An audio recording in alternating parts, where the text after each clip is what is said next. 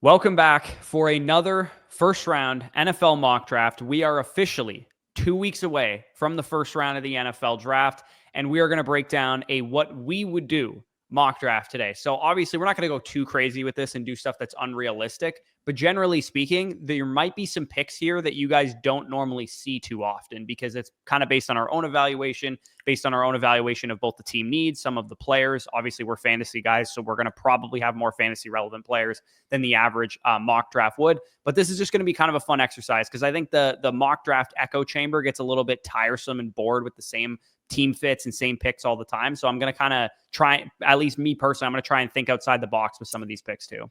100%. Now, obviously, we will still consider team needs when we're making these picks, but it's just more so, again, like we're going to see at this point in April, a lot of prospects connected to certain teams, and we're just simply not going to follow that type of guys. We're simply going to see these teams, and based on our own evaluations, again, especially at the running back, wide receiver, quarterback, tight end position, which obviously we did on our draft guide, we're going to kind of connect the dots between maybe a scheme fit and obviously the talent gap between some of these players.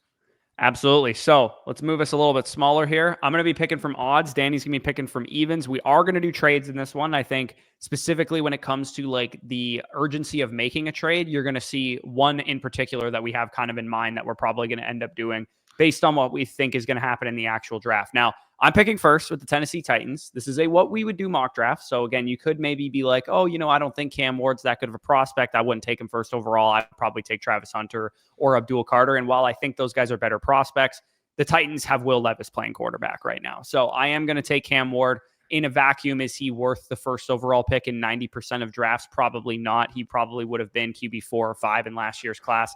But at the same time, quarterback who's worthy of going top 10 will go first overall if a team needs a quarterback that bad. Yeah, it's pretty simple. If you're the Titans, you do have a second-year head coach. You do have an offense that he wants to instill. And what we saw from Will Levis in year one just simply doesn't point to that being a sustainable offense going forward. With Cam Ward, you're potentially getting your Jordan Love to pair next to, Calvin Ridley, and maybe they add some wide receiver help in this draft. But I'm at number two overall, sorry. And speaking of wide receiver help, primary wide receiver, cornerback on the side, Travis Hunter is the pick. It's very simple to me. You have a generational player available at number 2 overall, you take the generational player. Yeah, I think you can reasonably say that there's, we're fantasy people. So Hunter and Jeanty are two prospects that I could legitimately see putting on a gold jacket someday. Yes. And again, I can't lie to you and say that I've dug into Abdul Carter's tape to the point that I would know that. But based on common sentiment, it sounds like he's a very strong edge number 1 prospect as well. So these blue chip guys, most of the time we think, this team's going to go with this position because they need it. Generally speaking, the NFL is a little bit smarter than some people think. They're not going to pass on players that they think could, be future all pros and potentially Hall of Fame talents. So even though you might think, this team is probably going to go with this position, they don't need this position. I don't think any team is in the business of passing on a potential impact player when one's available. And I do have a little rant on Travis Hunter because I've had conversations with people, whether it's in group chats, whether it's, straight up like talking to somebody about where exactly Travis Hunter should be used at the next level. And a lot of people will say, well, if he's such a dynamic player on both sides of the ball, don't you get the most surplus value playing him extensively on both sides of the ball? For me, mainly at cornerback and then working him in an offense because it's easier for the transition. And therefore, in their head, they're getting more of a surplus because maybe you get a top 5 cornerback and a top 20 wide receiver. For me personally, when you get this talented of an athlete, specialize. Yeah, sure. Can he play a couple, end of quarter situations at cornerback? Must play the, fourth quarter drive, game ending drive. That's fine for me. For me personally, though, when I have a player of this talent, when I have a player of this ability, specialize him on offense, the most valuable position, make him into a $45 million per year wide receiver, which his talent would dictate. And if you get a player that can develop into the Jamar Chase, the CeeDee Lamb, the Justin Jefferson caliber wide receiver, I'm sorry, those wide receivers are more valuable than a player that can play both sides, in my opinion. Yeah, not to mention, I think with Hunter specifically, one thing that he does really well is, ball skills. So if you're going to use him on defense, why not when you have to go like heavy zone kind of game plans or whatever, Play him off the ball. Let him read the coverage. He's a really smart player. When you have to go heavy man coverage and stuff, he's a little bit undersized, a little bit smaller from that perspective. So maybe don't use him in those situations. Play him in big Play him as drives. like a nickel DB in, soft zone coverage or whatever, and let him read and react over the middle of the field. So again, the way I would use Travis Hunter, and I've heard a lot of people talk about this too, is use him, like you said, end of half, end of quarter, pressure situations on defense, but specifically for Cleveland, they've talked about using him as a wide receiver because that they believe that's his natural position, and I tend to agree with them. So I agree with the pick that you went with. I do think this will end up happening during the NFL draft as well. So it's not odds just went up big. Yeah, exactly. The odds are completely swayed in the favor of Travis Hunter now. I'm going to take Abdul Carter because, again, I just don't think teams are stupid to the point that they're going to reach on quarterback 2 in this class, because I know the Giants need a quarterback, but Russell Wilson and Jameis Winston are the reason they were signed is we don't actually really love a quarterback in this class. This is the way that I'm interpreting that signing at the very least. We don't really love a quarterback in this class at number 3 overall. So we're going to sign Russell Wilson and Jameis Winston in case we're not able to get maybe the quarterback we do like in the second round, or maybe trade back into the first round. They're safeguarding themselves from needing a quarterback that badly. If they were just going to pick a quarterback at 3, to me, you do not sign Russell Wilson. That's my takeaway from the whole situation. And the fit with Abdul Carter is this. Kayvon Thibodeau's on the last year of his rookie deal. You're probably not going to bring him back if you make this selection, because you have Brian Burns making a lot of money. Dexter Lawrence, obviously one of the best 5 technique nose tackles in the league. This to me just makes a lot of sense. Reload, make a bigger strength. You have Carter, Burns, and Dexter Lawrence up front. You're going to make your offensive life a lot easier.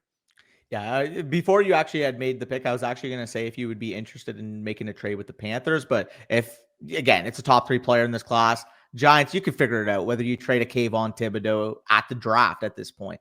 Kayvon Thibodeau is not the player that we expected him to be when he was a top 10 pick a couple years ago. Being able to re-roll on a player that I think is a better prospect, is more athletic. You have a Micah Parsons in your division. You can now develop your own. I just think it's a slam dunk. And again, if the pick was available, I would have tried to make an effort, but I don't blame the Giants in this instance. Go take the best player. Take a guy that can wear a gold jacket. Yeah, absolutely. Again, Thibodeau's a good player. Probably get maybe a late 3rd, 4th round pick for him, kind of thing, if you traded him, because the problem is he might need to be paid soon. So you don't know, how many teams are going to pay like a 2nd or a 3rd round price tag for a guy that they need to pay in a calendar year or whatever. But I do think there'd be interest on the open market. Now, what are you thinking here with the Patriots? Because this isn't what we would do mock draft, and both of us view Ted McMillan as potentially worthy of this pick. So are you going to go in that direction? Or are you going to go maybe defensive player, offensive line? It sounds like is probably the betting favorite for what they'll do. What are you thinking here? Yeah, and I think offensive line's where I leave. You got to address the meat and potatoes of your team. Your starting left tackle, your starting left side in general, Vidarian Lowe and Layden Robinson as listed right now. Now you add a guy in Armand Membu, I think can transition to that left side again, played a little bit of right in college, but you do have Morgan Moses, who you signed in for agency. You end up developing him into your franchise left tackle, maybe draft a wide receiver at that 38th overall pick. And since you have Stephon Diggs, it does take a good amount of pressure off of taking a wide receiver at 4. And not to mention, if I'm just comparing the opportunity bundles of an Armand Membu plus maybe a Luther Burden falls versus taking Ted McMillan here and hoping a tier 3, tier 4 tackle were able to fall to you at 38, I just think it's a better way to spend the asset. And it's kind of a similar discussion to what we had for the Chargers last year when they ended up taking Joe Alt and then Lava Conkey round 2. Yeah, exactly. A lot of people didn't necessarily expect them to do that, but they were like, hey, we're going to fortify the offensive line. I think that makes total sense. And here's what makes total sense to me, because I'm picking for the Jags here, and spoiler alert, there's going to be a trade that ends up happening. If I was controlling Jacksonville and I have a new GM, they just jettisoned how many players? Like Christian Kirk, Evan Ingram, a bunch of defensive guys. You got rid of a bunch of dudes. What that signals to me is that James Gladstone wants to build this team in his image. And if you think of how the Rams were built, they were able to hit on a lot of day 3 picks, hit on a lot of draft capital, play their young players early. How many teams would have started Puka Nacua as early as they started him? How many teams would have started all those defensive linemen that they had taken on, first, second, third round of the draft the last couple of years? I think the Jaguars want capital, and I think they want out of number 5, because as much as, Ted McMillan or Mason Graham or one of these other players would probably make them a better team, I tend to think they're going to be motivated to move down. And there's one team in specific that, again, we talked about, I don't think NFL teams are stupid. I think they're going to look at Ashton Jeanty and think this kid is capable of wearing a gold jacket someday. And the most common narrative and where Jeanty's going is 6 to the Raiders. And the reason for that is because they have the biggest running back need of the team that is picking first to be able to get Ashton Jeanty. I know this is probably stupid team building in a lot of people's minds, but the Chicago Bears are a well-built team. They have a lot less needs than you would probably think for a team that had the record that they had last year in the 10th pick in the draft. They also have an extra second-round pick to maneuver with and be able to move up to make this trade and make this pick. So for me, I'm looking at Chicago giving up 10 and 41 for Jacksonville's 5, and maybe I don't think they'll get a pick back. 126 back, just so you know, you get a pick in return that's somewhat useful back to you. So you're essentially moving a mid 4th round pick. Maybe it's even 142, for example, a 5th round pick or a 4th round pick. And you're giving Jacksonville 41 to be able to help rebuild their offense. You get 10 and 41 as opposed to having 5 and a 5th rounder. Yeah. And then I'm assuming you're going to be taking Jeanty now at 5. Yes, because I do think that the Bears are in love with Jeanty. Matt Miller put out a really, really good article today where he was breaking down exactly what the sentiment is around a lot of these teams' draft needs. And what he has listed for Chicago is the scouts are in love with Ashton Jeanty. They are in love with him. They want him so freaking bad. And to me, that screams that they're going to trade up. And 4 and 5 specifically seem like the spots that could move out because the Patriots have a lot of needs. The Jaguars have a new GM and a new regime in there. So they probably view themselves as having a lot of needs as well. And I think for both teams, New England or Jacksonville, the player that you maybe want to take at 4 or 5 is probably better suited to go at 10 anyways. So it makes sense for them in either direction. And yes, the Bears are going to be taking Ashton Jeanty here. Cool. I got something fun that I want to plan at 10 now. So just thinking it forward. With that being said, the Raiders here, this is not a connection I have seen much, but you bring in Geno Smith. You have Brock Bowers. You have Jacoby Myers as a solid number 2. Go get your DK Metcalf. Go get your big X wide receiver. Go get Tedero McMillan. Yeah, this is what we would do, Mock. Me and you both think Tet's good enough to go this high. And I don't know how the Raiders have just completely erased from people's minds the fact that they don't need a wide receiver because they have Jacoby Myers, who's like 29 years old and on Trey Tucker and Kyle Phillips as their top 3. Kyle Phillips and Trey Tucker, your other 2 receivers. It's like, yes, Bowers covers up some of that because he's such a dynamic weapon. But why not get a guy to grow with Brock Bowers? And this is kind of similar to what the Falcons did, where they took Kyle Pitts 1 year. Obviously, Bowers has been much better than Pitts was in his rookie season. And then you take your big Drake London style wide receiver to go along with it. Connect the tea leaves a little bit here too. Who runs their management? Tom Brady. Yep. And who else? John Spytek, former Buccaneers GM. And where do they come from? Yeah. Tampa Bay, or former assistant GM in Tampa Bay. Ted McMillan plays a lot like Mike Evans. That is the connection you're making right there. Yeah, again, it's not a 1-for-1, but you're telling me they're not going to see the 6'5", 210-pound fluid athlete and think, oh my God, we can get our own version of Mike Evans. Again, not for 1-for-1. I do think they are stylistically different. It's more of a Drake London versus what Evans kind of plays like. But if you're Tom Brady and you're John Spytek and you realize, hey, Jacoby Myers is a perfect number 2. Let's go get our established alpha boundary 1. Number 6 overall is the spot you have to do it. Yeah, no, absolutely. I don't disagree with you at all there. So I'm on the clock with the Jets here, and the Jets are an interesting team because what I would do with the Jets is not what I see mocked very often. I would not take Tyler Warren this high personally. I don't think Tyler Warren is worth this pick. So you're going to see Tyler Warren probably go lower than he does in most mock drafts because I view Tyler Warren as in the tight end prospect model for us over. If you guys are not NFL, dynasty players, we do a lot of prospect model stuff, a lot of analytical stuff. And I just finished our tight end prospect model. His best comparable prospects are guys that went in the 2nd and 3rd round, like Mark Andrews, Hunter Henry, guys like that's the caliber of prospect we're talking with Tyler Warren, according to our tight end prospect model. Now, again, you want to argue that his film is exceptional. You want to argue how great of a blocker he is. That's totally fine with me. But I look at him as more somebody who should be going in like the 20s than like the top 10. I think it's a result of a subpar draft class that he's going this high. Well, him and Loveland have been getting the buzz too. Exactly, yeah. And for me, I look at the Jets as desperately needing a right tackle right now, to me. Like after losing Morgan Moses in free agency. Now, again, I'm not a huge offensive line tape grinder. So do I know if Will Campbell can play right tackle at a super high level? The only thing I really know about Will Campbell is that a lot of people project him better as a guard because he has short arms and that kind of thing. But for me, you have already some versatility on that offensive line with Elijah Vera Tucker that you just get your best 5 out there is the way that I would look at this pick. So I'm going to take Will Campbell to the Jets here because I think with Justin Fields, he's going to run the ball. With Breece Hall, who's obviously going to run the ball. This is a team that's going to rely on its defense, play smart football, try and win close games, and run the football. And getting Will Campbell to go along with Olu Fashanu, who you drafted last year, in a pretty solid interior, to me, that makes a lot of sense. I don't think Tyler Warren is necessarily worth this pick, so that's why I'm going with Will Campbell. Yeah, I think that's a sharp pick. I think for me, if I was picking at the Jets, it would come down to Will Campbell versus Mason Graham on the clock. And I'm assuming those are probably the 2 names that you were heavily considering. And I mean, if you're the Jets, you just paid Justin Fields this offseason. He needs time in the pocket. You get Will Campbell there, not to mention 5 position versatility for Campbell. If he doesn't work out at tackle, guess what? He's going to be an all-pro guard someday. So love that. You get that versatility. And obviously at 7 overall, you fortify the line. I think that was the right way to go. I'm at number 8 overall with Carolina Panthers. And you can make the case, maybe they take Mason Graham here, although they did invest this offseason into the defensive line.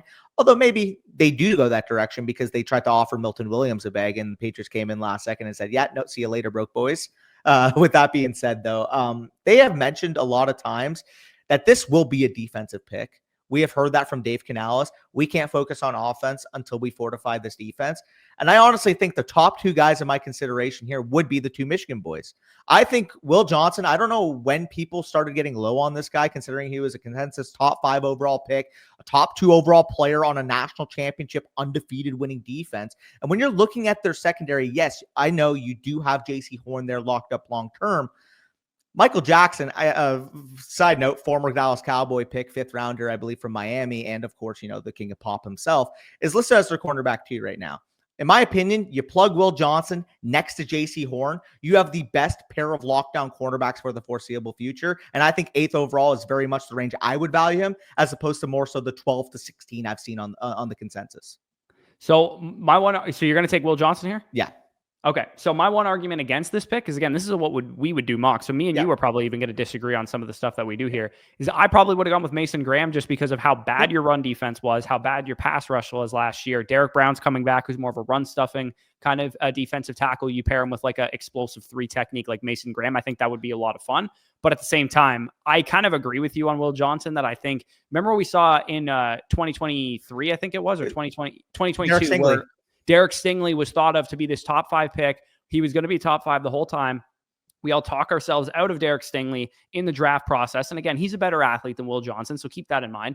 But he eventually still went top 5, and he eventually still went as high as we all thought he was going to go. So I think Will Johnson eventually, when all said and done, will be a top 10 to 12 NFL draft pick. Yeah, are people worried about, maybe he's not a 4.3 runner? Like, the guy can still move. He's been locking up number 1 wide receivers in college for the last 3 years. Exactly. And this is an easy pick for me. I think the Saints would fucking sprint to the podium for Mason Graham because they need help everywhere. And in Matt Miller's write-up, where he's going through kind of every team and what they're like hearing and whatnot, nobody can figure out what New Orleans is going to do. Like, they have so many needs on their roster. They could go receiver, they could go quarterback, they could go defensive line, they could go corner. They traded away Marshawn Lattimore last year and lost Paulson Adebo in free agency. So if you had taken Mason Graham, I would have probably taken Will Johnson with this pick. But regardless, they have so many needs all over the place. They're probably just going to be in a best player available mindset. And you guys might be like, why aren't you taking Shadur Sanders here? Because, they need a quarterback and stuff.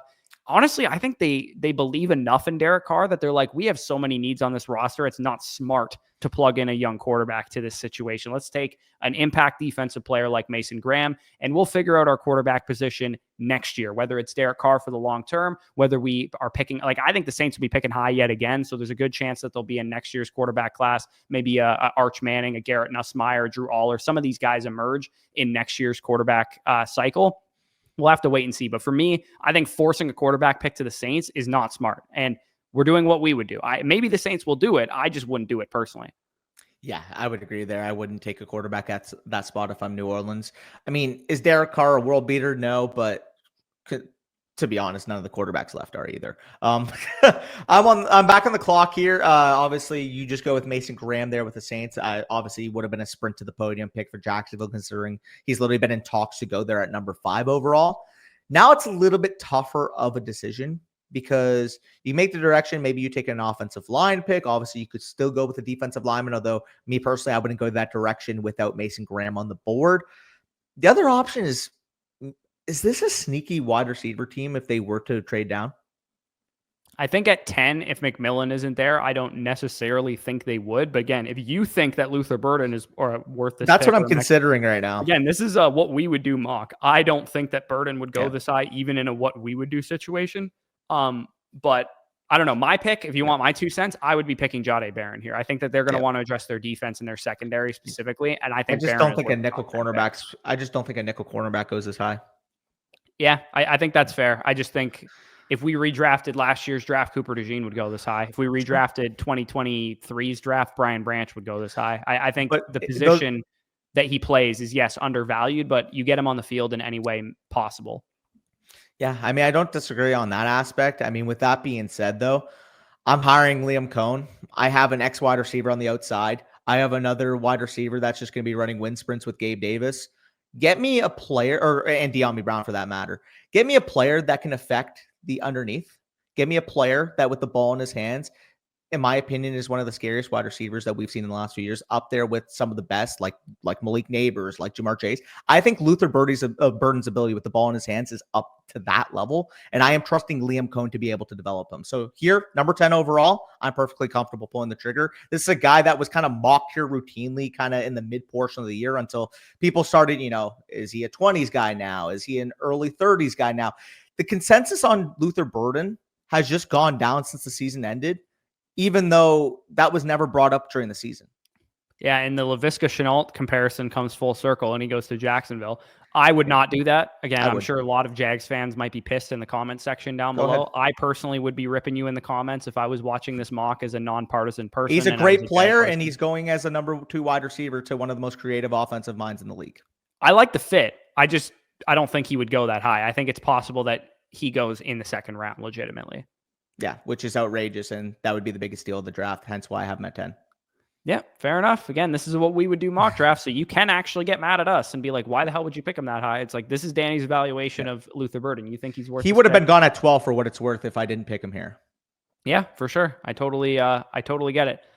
This, to me, is Jahdae Barron. And the reason I say this is Jahdae Barron is because I think the 49ers need to replenish their losses. And one of their biggest losses in free agency was Charvarius Ward, who was like one of their biggest playmakers in their secondary, and Hufanga was one of their other biggest playmakers in their secondary. Right now, they have nobody who can get their hands on footballs in their secondary. So I think a lot of people will popularly, put an offensive lineman there or potentially put a defensive lineman to the 49ers. But I actually tend to think that Barron is just that good. Like I'm obviously a biased Texas fan. I really do think that Barron is a top 10 player in this draft. And Daniel Jeremiah agrees with me for what it's worth. And so does Trevor Sikkema, who did this because he's the 7th ranked player on his board. DJ has him as a top 10 player on his board. I tend to just think he's that good. Yeah, no, I think that's very fair. I mean, speaking of, with Jahdae Barron, obviously, like you said, the losses in the secondary. We've seen Will Johnson kind of mocked here a couple of times. Well, guess what? Will Johnson goes off the board in this instance. So you take the next available corner there with Barron. I think that makes sense. I am on the clock here with Dallas. And now I will pose this question. Does anybody want to trade up for Calvin Banks? Does anybody want to trade off for Josh Simmons? Does anybody like Tyler Warren? Like I would shop this pick if a team, especially a tackle needy team, would want to move up to jump the Dolphins, especially considering the inconsistencies with if Teron Armstead's going to play this year or not. I got a trade up candidate that is none of those. Really? Because this is what I would do mock draft. And the Bucs are getting Jihad Campbell. There is one player that I want more than anything in this world for my favorite team, and it is Jihad Campbell. So I will trade up with you with Tampa Bay to come and get Jihad Campbell, because to me, I see a dude that can legitimately, this is a little bit of a hyperbolic comparison, but I think just the rock solid level of prospect he is the set it and forget it Luke Kuechly caliber of linebacker that you draft in this class. To me, I look at getting to learn from Levante David for a year, for Jihad Campbell, all of the tools that he needs, all the athleticism to be a great blitzer, be good in coverage. Like, I just think he's a complete linebacker. And I know Todd Bowles, of any defensive coordinator in the NFL, is going to value linebacker highly. The reason I know that is because we took 1/5 overall in 2019 in Devin White.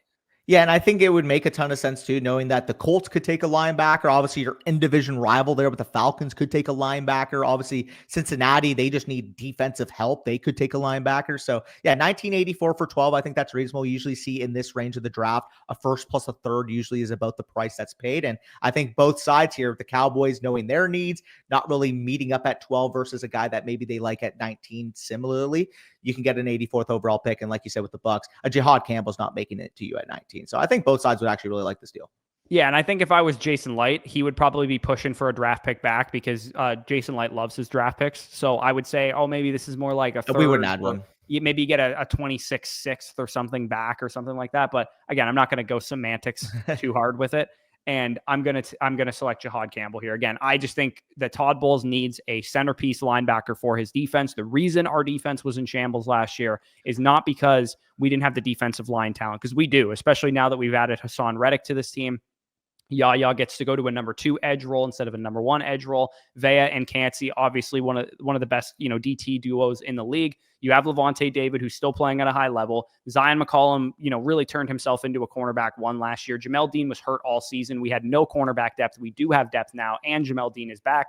And we now have Tyke Smith probably transitioning more to a safety role to go along with Antoine Winfield, who was not healthy at all last year. So I think the defense needs a leader, a captain, and Jihad Campbell's going to be that guy. Yeah, no, I think that makes a ton of sense, and I think this is about the range we'll probably even see him in the NFL draft, to be honest. And I would be shocked if Carolina took him at 8, man. Yeah. No, I wouldn't be shocked either if literally this trade that we just saw. I mean, we've seen Tampa and Dallas trade in the first round before. For me personally, when I'm looking at this, yeah, I think it'd make a ton of sense. When did we trade in the first round? Sorry. We traded behind you guys, and you took Barden if we had stayed. Sorry, I messed that up. But regardless, we traded last year. It wasn't with you guys, but you guys picked right after us, and the guy that we would have taken, you guys took Barden. Okay, so my apologies. This is my pick now, right? Because your pick odds. All right, so the Miami Dolphins just had Teron Armstead retire. Tackle is going to be a major need for them. You're throwing up the horns like Kelvin Banks, I would imagine, is who you're talking about. I also do sneakily think that Malachi Starks might just be the best player in this draft that's still on the board, and they lost Javon Holland in free agency. However, I'm going to tie break positional value here and go with Calvin Banks because safety is probably not nearly as much of a pressing need when it comes to what you're actually looking at there. I also think that we probably need to get these edges off the board pretty soon, but I don't know if the Dolphins necessarily would pick Mike Green or, Donovan E or whatever, one of these guys over a tackle if there was one available. Yeah, no, I would agree with you there. I'm on the clock here with the Colts. It is what we would do mock. With that being said, this is typically the range we would see a tight end one go off the board. And if you remember from the mock draft reaction we did yesterday, I did really like the connection between Colson Loveland going to work with Shane Steichen with the Indianapolis Colts. And I do think this is about the start of the range I would consider these tight ends. Like you said, top 10, too early. 14 to 24 range, I mentioned mid to late first is kind of more where I'm at with it. And you can get a complete nucleus of your passing attack with what Shane Steichen wants to do with a guy like Colson Loveland. You can make the case if you guys like Tyler Warren more here. I think that would also make a ton of sense. I just preferred Loveland based on my evaluation. Yeah. And again, what we would do mock draft. So if you prefer Warren, that's totally cool. We're just having some fun here. Nothing, people get so serious with mock drafts. My team would never do this in a million years. This isn't the real draft, guys. This is a mock draft. Calm down, take a chill pill. Yep. Type out your comment and then delete it and be like, maybe I didn't need to type that out. Anyways, Falcons at 15, a million years now. It's been, death, taxes, and the Falcons needing an edge rusher. That's literally what's happened for the last 400 years in human history. Mike Green, welcome to the Atlanta Falcons. Because to me, I've actually done a little bit of research on the edge rushers because I know Tampa could be drafting one. And I do think Mike Green is the second best of the group behind Abdul Carter. Yeah, no, I think that's a really strong pick. I'm on the clock here with the Arizona Cardinals, and it's a tough decision. I do think they would look into some offensive line help. I also do think with, they bring in Josh Sweat, so maybe they don't go the direction of an edge rusher. I think edge D-line and second, their defense in general is probably the position I would go with if I were picking the Cardinals. Starks could potentially make some sense just given that he's just such a good player. again, maybe doesn't necessarily fit a position of need.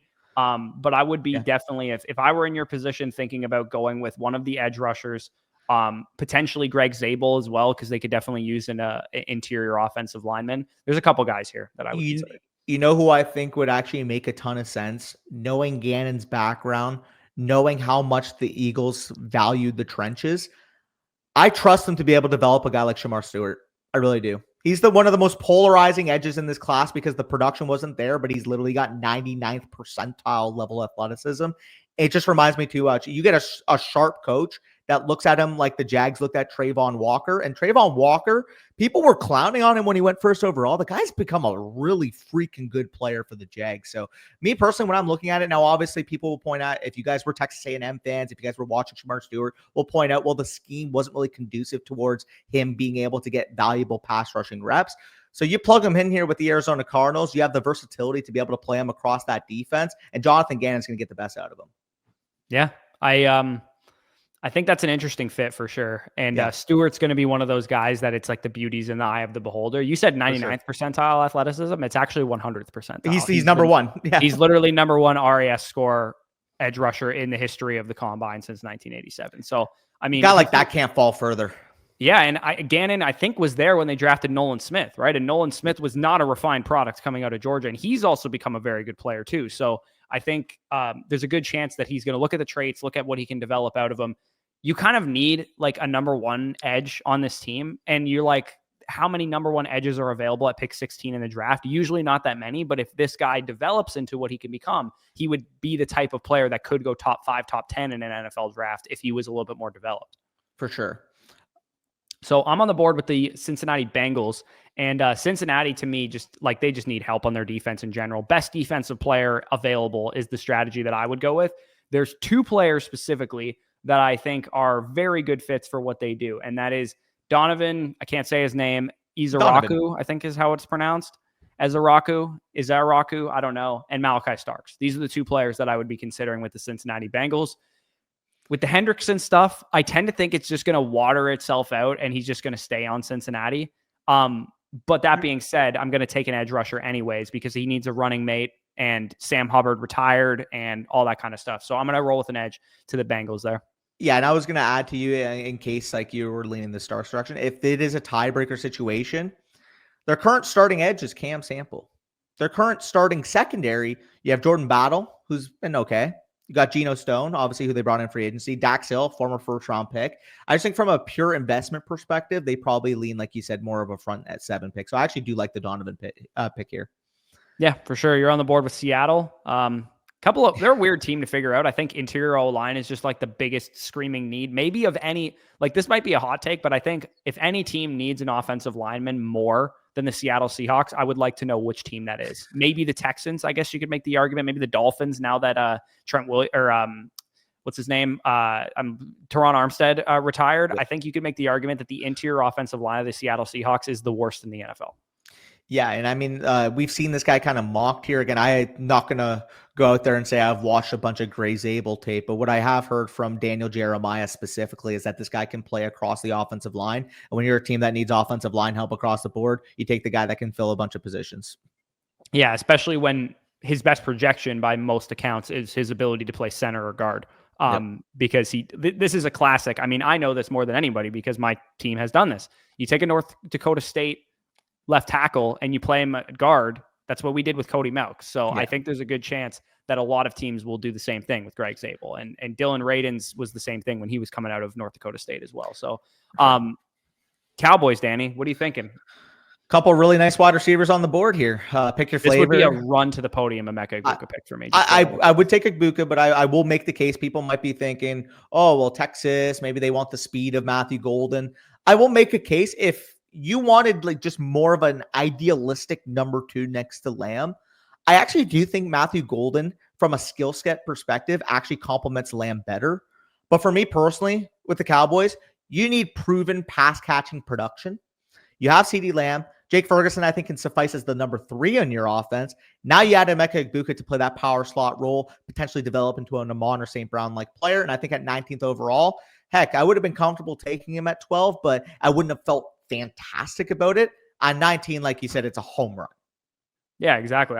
I'm a little bit higher on Ibuka than you. I would have been like, I'm totally comfortable taking him 12th overall. I think when you look at a guy that meets every threshold analytically, that played with the players that he played with at Ohio State, it's pretty impressive knowing that you're like 70th percentile analytically. I think we would have not been that shocked if when Emeka Ibuka decided to come out for the draft, we were like, he doesn't really meet this target share number. He doesn't really meet that yards per team pass attempt kind of metric or whatever, but he does. He does. And he played with Marvin Harrison Jr., Chris Olave, Jackson Smith and Jigba, Garrett Wilson, and Jeremiah Smith, and some of these other dudes that might get buzzed too, Carnell Tate and some of these other dudes. Like this is a wide receiver factory of a school. And Emeka Egbuka was consistently one of the number 1 or 2 targets on this team. Yeah, for sure. I think it would be quite a fit for Dallas. Now I got 3 picks in a row. So because of the trade, which makes sense. But for me personally, I'm looking at this. I understand they brought in Evan Ingram, but quite frankly, I don't think Evan Ingram can play in line. Give me Tyler Warren here. Okay. I was going to continue to let him fall. So I'm glad you picked him. I frankly just don't really get it with Tyler Warren. I think he's a good prospect. I think he's a very solid Y tight end projection who's got a couple of fun traits, like his ability to win at the catch point, I think is definitely upper class in terms of what he's able to do. And his ability after the catch is very strong. So he's a good player. He's a great prospect. I don't get the whole top, he's 7th overall pick to the Jets caliber prospect. I agree with you on that. However, 20th overall, I'm perfectly fine with taking him at that type of valuation. Yeah, no, it's definitely fair. So I know Pittsburgh Steelers. You know what I'm about to do right now? Obviously, I know what you're going to do. Get Jalen Milroe on your screen. Yeah, this is what I'm about to do. You guys, this is a what we would do mock draft. So Pittsburgh Steelers fans, you want to go yell at me all you want. That's totally fine. Before you yell at me, go watch the video I did a week and a half ago, I believe, called the top sleepers in the 2025 NFL draft. Jalen Milroe has every physical trait that you could possibly want. Is he the most accurate inside a structure? No, but you can teach that. It's a lot to do with his mechanics anyways. Get him as a 1 to 2 read quarterback to start his career. Sit him behind a guy like Aaron Rodgers, probably what's going to end up happening anyways, and let him develop. Because you know what? If we were on a playground right now, only Ashton, Jeanty, and Travis Hunter would be selected before Jalen Milroe if we were starting a pickup football game. And those are the types of players, if you have a good coaching staff, that I want on my roster. Counterpoint, if you're playing an NFL pickup game at lunch, I'm sure Justin Fields would get very high too. He would. That's absolutely true. But you know what I think is the difference between Jalen Milroe and Justin Fields? I think Jalen Milroe knows the difference between hypothetical and rhetorical when it comes to grammar. Did you see that interview where Justin Fields was like, I don't really like rhetorical questions. Ohio State education, by the way. Dude, I think Jalen Milroe, there's an interview that he did with Rich Eisen at the end of the college football season. Please tell me you wouldn't want to follow that guy as the leader of your football team. He is extremely well-spoken, very smart, excellent character by all accounts. And that was what Jalen Hurts had coming out of Alabama and Oklahoma too. So for me, I think he's closer to Hurts than he is to, Malik Willis or Justin Fields or some of these big toolsy quarterbacks who didn't hit. Yeah, I will say, though, the games that he plays against the Chargers and the Ravens, he might get put into a blender with the Michigan background on both those defenses. Well, guess what? He's not playing his rookie year. I'm trolling. Relax. That's where I'm at with Milroe. Sit him for a year or two. That's, again, maybe as a Pittsburgh Steelers fan, you're like, I hate this. If we drafted Jalen Milroe after signing Aaron Rodgers, why the hell would we do that? Because now we need to try and compete. We need a player to help us with that. I get it. If you got an opportunity to pick a franchise quarterback, to me, you do it, which is what the Falcons thought they were doing last year with Michael Penix, what the Packers did with Jordan Love. I do personally think that Jalen Milroe is a potential franchise quarterback if developed correctly. He's not one right now. If developed correctly, he's a franchise quarterback, in my opinion. So roast me in the comments. I'm Jalen Milroe's number 1 fan. I get it. But to me, this is a worthwhile swing. Hey, if you're going to make some jokes about the burden at 10, I got to give you some heck for Milroe at 21, especially. I mean, I can't hate on you too bad. I mean, it's a team taking a quarterback. Like, we're going to see reaches. It's happened before in the NFL draft. I personally would have went Omarion Hampton there, but I do understand the rationale. If you love a quarterback, you take him. It's pretty simple. Yeah. 22 overall. Again, I mentioned Omarion Hampton. He would be the other one in consideration here, but I just can't shake the connection between Kenneth Grant and Jim Harbaugh here. I really can't. It's unbelievable player. Day one tech, and he could be one of the top 3 to 5 one techs in the league if he's developed correctly. I really do believe that. He's a freak. Yeah, he's definitely a great run defender, like you said. And they value running the ball and stopping the run. That's kind of the type of Jim Harbaugh, MO and aura that he gives off there. So I think it makes a lot of sense. The Packers fans are probably clamoring for wide receiver help. I would imagine that's probably what they're thinking they need the most of. I do think Matthew Golden is worth this pick for sure. I'm just going to look quickly around the rest of the board to make sure I'm not forgetting anything, because the Packers almost seemingly never do anything exciting and just take whatever edge rusher, offensive tackle, or, defensive back that they feel like taking in any given draft class. But you know what? Let's get a little spicy with the Green Bay Packers. We're going to give you Matthew Golden. You have Christian Watson kind of on the mend with the injury. You're probably not excited about his long-term prospects as a Packers fan. Romeo Doubs is an expiring contract this year after this season. And Dontavian Wicks hasn't really proven to be reliable enough to be a full-time outside wide receiver. Jaden Reed's the only guy that you can really count on, and he's a slot receiver. So Matthew Golden, to me, makes a lot of sense. You get a lot of downfield speed, which is what you'd be missing without Christian Watson in the lineup anyways, and you get a guy who could potentially develop into one of the better route runners in the league. I think stylistically, this would be an absolute home run for the Packers. Christian Watson, knee is cooked. The team already doesn't trust Dontavian Wicks, we've seen. I think Dontavian Wicks is a starting caliber wide receiver. The team apparently doesn't. Romeo Doubs, fine ex-possession wide receiver. Obviously, Jaden Reed giving you the juice. What Christian Watson brought to this team is the ability to win deep. That's what Matthew Golden's going to do from day one on this squad. Yeah, absolutely. So someone's got to take Malachi Starks. Yeah, just put it in a pen here. You have Henderson Smith. I mean, how old is this guy now? 45? Yeah, I think he's been in the league like since I was in elementary school, if I'm being 100% honest. So I think that's where we're at with Harrison Smith. For sure. Yeah, I think that's especially a run to the podium pick if you're the Vikings. You're getting a legitimate top 10, top 15 talent at 24 at a position where, like I said, like we were just talking about, you're literally employing somebody that's what am I talking about? He's old. He's old. I actually, I need to double check how old he actually is, because I'm 38 maybe? He was born in 1989. He is 36 years old, and he was, in fact, drafted when I was still in elementary school. I graduated elementary school in 2012, and he was drafted in April of 2012. So, yes, I was, in fact, still in elementary school when Harrison Smith was drafted. I was 12 years old when he was in the NFL. Yeah, this dude is old as shit. Anyways, Malachi Starks, 24th. I think Flores would be quite excited about that. And you know who also would be quite excited about this pick? The Houston Texans, knowing that they got a discount on probably a guy who would have been a top 10 selection without the injuries. You're Houston, man. You don't really have the luxury of not risking it all to get a starting caliber offensive tackle, because you're picking 25. How often do you get a left tackle at 25? Usually anybody who has that capability is going in the top 5 to top 10 picks. So you have to, as the Houston Texans, take that risk on Josh Simmons, which is what I'm doing there. Yeah, I think that would make a ton of sense there.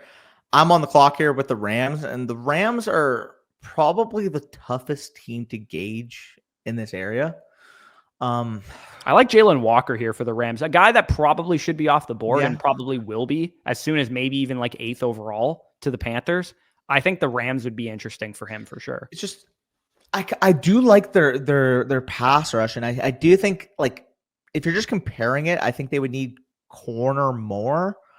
But it's just a matter of how do you compare Jalen Walker to who's the next rated corner on the board here? The next rated corner on the board is probably Trey Amos or the small school Ravel. Some of the other guys, maybe like a Maxwell Harrison, something like that. Yeah, I do like Amos. Amos or Walker? Amos or Walker? What we would do, I would take the 4-4 corner here. I would. Okay, so you want Amos? Yeah, I would take Amos. Okay. And as is very typical, the Baltimore Ravens have a player that probably shouldn't have fall to him, and they're going to take Jalen Walker because I believe Oweh's contract is expiring, or did he get extended by them? So I believe he got extended, if I'm not mistaken. I don't actually remember if they extended him or not. I know Ojabo last year was technically his rookie year because he missed his entire year one with the Achilles, I believe. But even still, it's like a player coming off an Achilles is going to stop you from taking a player that's the top of your board. So they picked up he's playing on his 5th-year option this year, Oweh. So he has an expiring contract after this season. And maybe this doesn't preclude you from re-signing him, but I think such is the case with the Ravens and Eagles more than any other franchise in the league. They seem to be more in lockstep with what the media is thinking about players. I've noticed. I don't know about you, but like the guys that are always the highest on DJ's board or whatever, it's always the Eagles and Ravens just snapping up the Kyle Hamiltons and Cooper DeJeans and Quinyon Mitchells of the world. So for me, I think that Jalen Walker would make a lot of sense for Baltimore there. And I'm sure Ravens fans would be quite happy with that. For sure. So here, let me just catch up here. Amos to the Rams and Jalen Walker to the Ravens. We're back on the clock here with the Lions. There's no real player that's sticking out to me as Nolan sticks out to me personally. I've heard way too much off the field to even consider him here. Right, but think about where you're going. Yeah, I'm not there. I'm not there on Nolan. I actually would think that they would entertain trading down if a team wanted to jump Washington for Omar. I personally don't think that's going to be the case for Omar. However, there is a quarterback from Colorado still on the board that I do believe the Giants like and the Browns like. We can work that. One of those two teams I would have to be thinking is ringing phones right now, trying to get back into the first round to take Shedeur Sanders. Yeah, I mean, if the offer's right, we can talk about it here. So let's just say the Giants here. Okay, let's talk about this first. Who's more likely to do this, Cleveland or New York? If Cleveland took Travis Hunter, absolutely them. Okay, so we want to do it with Cleveland. I mean, we did this in our last mock draft where we got Shedeur and Hunter paired up at the NFL level, and I really do think there's some smoke to it because there's rumors saying that they're going to try and do it. I think it makes a lot of sense because of the connection you have with the wide receiver there, obviously. 33 plus 67 in a second, probably in 26. Ooh. Like you got to pay a little bit because it's a quarterback. I don't think the Cowboys got a third to drop 7 spots in the teens. I don't think it would cost all that to move up 5 spots from 33 to 28. Okay, 33, 67 and a fourth in 26. I don't think 67 is involved in it. I think it's 33 and 94. I don't think you get, but like it's 5 in this spots. Hypothetical situation, the Giants are also trying to come up. Sure, but if that was the case, then the Cowboys could have entertained way more at the 12th overall pick. Like, I just think relative cost does matter here. I guess, but I don't think there was any demand for the 12th pick. You know what I mean? I think at the end of the first round, the price might look higher than we think it should because the Giants are also trying to get up, and some of the maybe the Saints are also trying to get up or whatever. I would do 33.94 and maybe another pick, but like I can't. 67 is just too much to move up 5 spots from 33 to 28. It really Let's go 33.94 and a 4 and 26. Sure. Yeah, we could do that. There we go. So the Lions pick up some draft capital. The Cleveland Browns come back into the first round, and they pair up Shedeur Sanders with his college wide receiver 1. And you got some real excitement in Cleveland for the first time in a while. We're lower on Shedeur. Very evident by him going 28th in this draft, not 9th or 7th or whatever people thought he was going to go. But I get the appeal as a late first-round quarterback. I do not get the appeal earlier than that, but I get the appeal as a late first-round quarterback. He's accurate. Yeah. Throws a great deep ball, sees the field well. He has some refining traits that need to be worked on, like, understanding and, developing pressure and his internal clock and getting the ball out a little bit quicker. Kevin Stefanski is 100%, in my opinion, the best landing spot he can go to. I think that Cleveland is the best fit for him. I just wouldn't pick him at 2. Yeah, I think that's where I'm at as well. If you can get Hunter and Shedeur, I think that would be a slam dunk if you're Cleveland. Like, especially like if the trade up from 33 to 28 or 25 or 24, maybe it's the Vikings, wherever the case may be. If the trade up is palpable and it doesn't completely hinder your future, go get the young quarterback to pair with your generational wide receiver.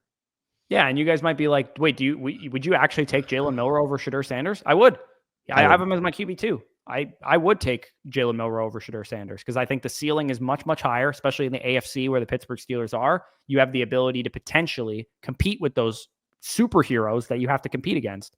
For what it's worth, I think Milroe is a better fit for Pittsburgh specifically than Shedeur is. So I'll sign off on that.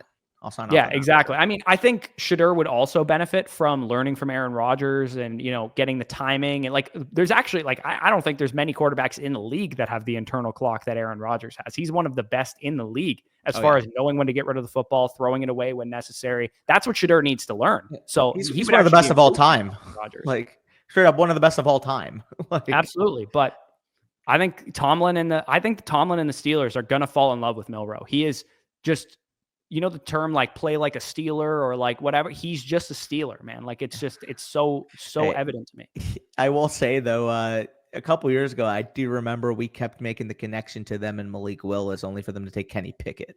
So like, Correct. But wouldn't you say that maybe they learned from it. Maybe they learned from it. Not to mention, I just think that as far as how the guy interviews and, what he's like on a whiteboard, I just think Milroe would wipe the floor with Willis as a prospect personally. Yeah, I don't know. We'll see. I mean, if Power 5 Willis is fair. Yeah, hey, a Power 5 Willis, I'll take that for a noted Jalen Milroe hater. Commanders are on the board here. I guess this is my selection because they're an odd numbered pick.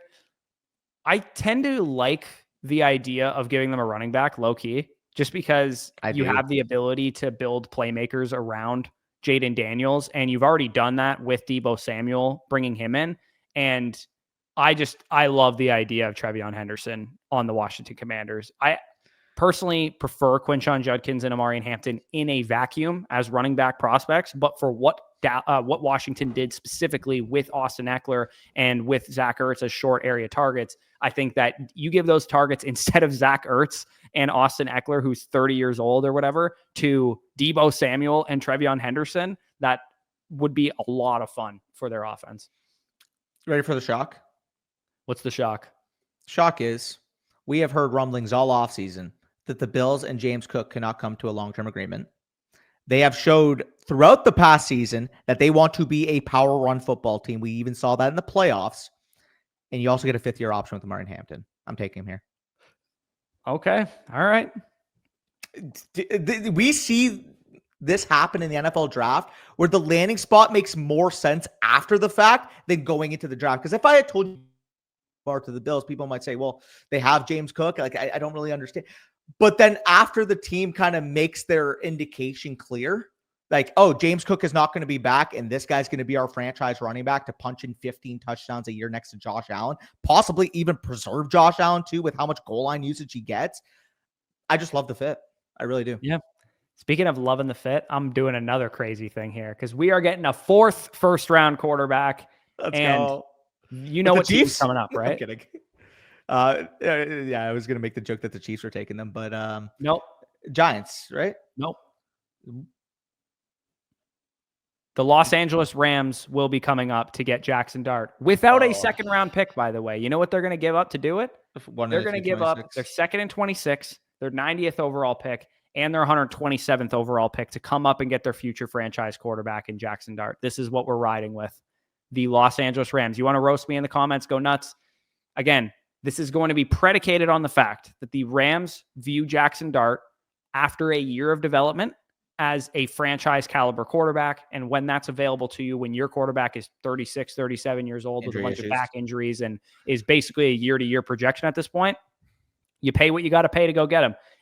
Are the Rams excited to give up a 3rd-round pick this year and 4th-round pick this year and a 2nd-round pick next year for Jackson Dart? Probably not. But if he turns into a franchise quarterback, it'll look like a steal. So I personally do buy the smoke that they love Jackson Dart, who, by the way, is minus 1,000 to go in the 1st round. Didn't think I would be saying that, but we're kind of going based on the assumption that he goes in the 1st round sometime. And I do think he's worthy of like being the 31st, 32nd kind of pick in the draft. So this is both what I would do and also kind of what we're hearing kind of combined. Again, you can make the argument, the Rams just took Trey Amos or whatever at 26. They're trying to win, give them another competitive piece if they're going to trade up. I think that they're going to be planning for the future while simultaneously trying to win. That's kind of how the Rams have operated. Yeah, I think that makes sense. Like if you think about Jackson Dart, maybe like a Brock Purdy type of fit here going forward. And especially for a Rams team that literally runs the McVay system. If he developed into a Brock Purdy and you had 2 Brock Purdys in your division, I don't think you'd complain, right? No, you wouldn't. And he is an excellent fit for the Sean McVay scheme. And I already know the comments are coming. Worst mock I've ever seen. It's coming. Like I already know it's coming. Fun. We're having fun, man. Chill out. We're not real NFL draft scouts here. We're guys on YouTube who make videos about fantasy football. This is fun. This is 4 first-round quarterbacks is fun. So you're a party pooper if you say this is the worst mock you've ever seen. Go listen to fucking Daniel Jeremiah or Mel Kiper if you want a realistic mock draft. Wow, you're so much smarter than us because you parroted what Daniel Jeremiah said. You want a cookie in the comments? Exactly. And you know what? When this happens in real life, we're gonna gloat. So I don't know how much of it will happen, but if it happens, you'll know. Yeah, if Shedeur is a Cleveland Brown, we're going to be like, hey, we were first on that train. If Jackson Dart gets traded back into by the Rams, we're going to be like, you called us crazy. Anyways, you're on the board with the Eagles. Absolutely. And I think the Eagles are going to look at a guy like Michael Williams, aside from the Georgia connection specifically, because obviously, no kidding, the Eagles are interested in a Georgia player. I also do think with Brandon Graham retiring that he'd just be a really good fit. Yeah, there's a couple of edges still on the board that I don't know how to feel about James Pierce not going in the first round for some reason. He's very designated pass rusher-y, and they have Nolan Smith. Exactly, who's already like that. So let me zoom out one more spot here. To recap our mock draft, you guys can see we went Cam Ward, Travis Hunter, Abdul Carter, Membu, and Jeanty in the first 5 picks, with Jeanty being a trade up from the Chicago Bears. Then you see the rest of these. Is there any that you absolutely love / maybe hate? I'll let you pick one of my picks that you hate. One of your picks that I other hate. than Milroe and Dart, because Okay. I'm pretty sure you wouldn't have done that. Yeah, I wouldn't have done that, but hate's probably a strong word. Sorry, I'm still looking through. I'm trying to see. I mean, there's nothing else that I would really hate per se. Like I would say maybe I wouldn't have done the Jeanty trade specifically because if I was going to do a big profile trade in the top 5, I probably would have tried to do it for Abdul Carter. But we talked about that when it was on the clock, so it makes sense. Plus, if the Bears want him, they would literally have to jump the Raiders. So I understand it. And again, like there's no real, like maybe Mike Green over Shamar Stewart. I would have gone Shamar there or Jalen Walker, but like there's no real thing that I can critique. Okay. Yeah. The one that I don't really agree with is you're going to avoid giving a bunch of resources to the running back position by drafting a first round running back. Capital. Right. But to me, I actually think a late first round pick is more important than the $13 to $15 million in the grand scheme of things that they would spend on James Cook. Yeah. Think of how much the salary cap goes up every single year. You don't get random new first round picks every single year. So I wouldn't have taken Hampton at 30th overall. That's the pick that I disagree with personally. I get the rationale for it, planning ahead, get a cost controlled running back for the next 4 or 5 years. James Cook is a free agent after this. I would personally, if I was faced with the 2 decisions straight up, I would rather pay James Cook what he's asking than draft a first round running back if I was Buffalo. What I would actually do instead is 3rd, 4th round, try and hit on another running back and get a cost controlled running back who's like a 3rd or a 4th round pick. Maybe. I just think Omarion Hampton's a special player. Sure. And I totally think that's a fair assessment. But again, let us know what you thought of this mock draft. I'm sure we're going to get a couple of worst mock ever comments. Again, our response, and I'm going to literally do this, I'm going to hold ourselves to this. If someone comments worst mock ever, they would never do this. I'm just going to comment, you're no fun. Yeah. That's literally what I'm just going to comment every single time. And also for the tryhards out here that are like, this could never happen. We will do a what we think will happen mock closer to the NFL draft. We will appease you literalists. Don't worry. For you conceptualists who enjoy fun, this was for you guys. For those of you that want everything literal and are maybe making your draft bets as we were speaking based on our mock draft, don't worry. We'll do something more realistic close to the draft. Don't bet on anything that happened in this mock draft. Let's just put it that way, because you will lose money, guaranteed. So anyways, appreciate you guys joining us. Like, comment, subscribe if you enjoyed. Check out our Dynasty content. I promise we're a lot more normal and rational and logical in those videos. But yeah, check that out if you guys are interested. Flockfantasy.com, promo code FSE is how you get all of our rookie rankings, dynasty rankings, all that good stuff. But with that being said, peace out. We'll talk to you soon.